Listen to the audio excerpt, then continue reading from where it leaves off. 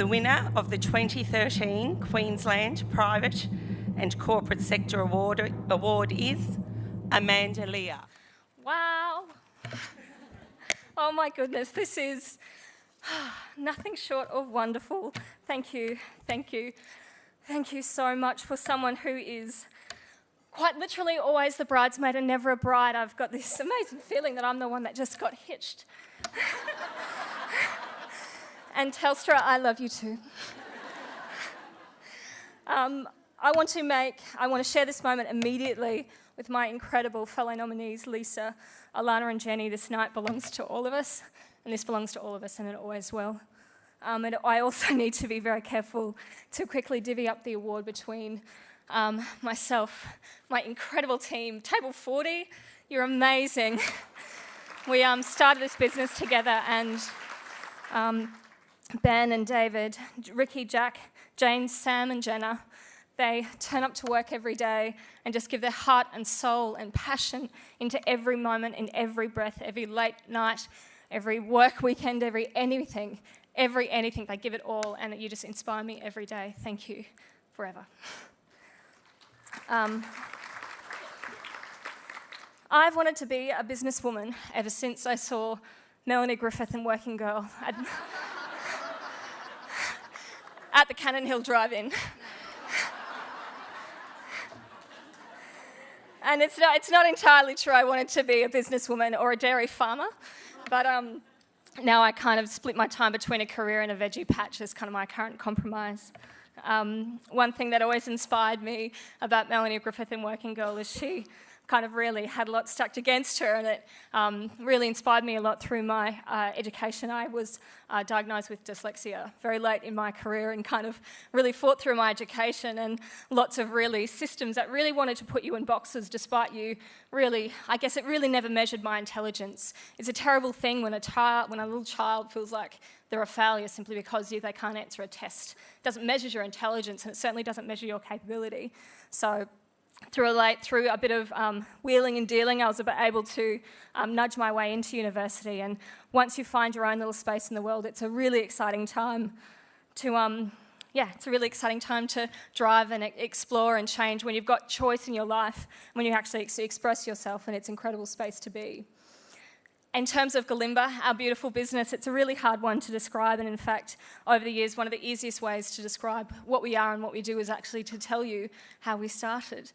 We, three mates who kind of always been working around the design industry, were presented, David Williams, who's up the back, Dave, yo, is an incredible Indigenous artist and musician, and he was presented by one of the governments in Australia, I won't name names, to put dot art on some training material. And he brought it to us, and I've got a background in training, education and psychology and marketing.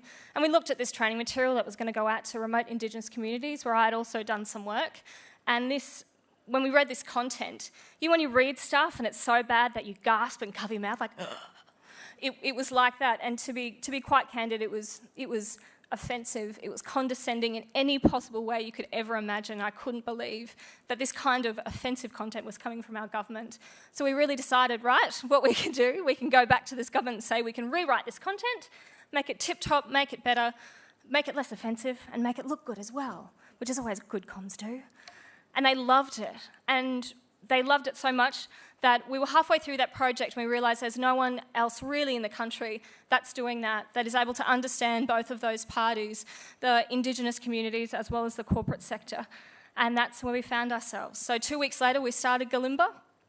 And 2 weeks after that, Kevin Rudd, our Prime Minister, or as he's known in this space, Theresa's hubby, made the historic apology. And it's been an incredible ride ever since. We have really paralleled the nation. This is an incredible time in the nation, and our business has found itself at a time where there's just so many important stories to tell, and there's so many important stories to hear, and we've found ourselves really right in the middle of that point, creating some really interesting, creative, credible work grown from communities and put out into communities for everyone to see and hear. And it's always funny, people always think, gosh, you work in this space, you must be right up there in human rights. And while human rights does have a huge part to play in what we do, people often think it's not very accessible, that you need to the only way to deal with human rights is, walking the corridors of the United Nations, and while that does happen there, it's certainly not true.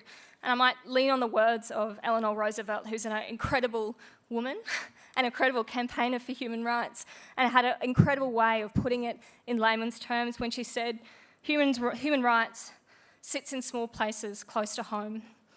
So close and so small they cannot be seen on any maps of the world, yet they are the world of the individual person.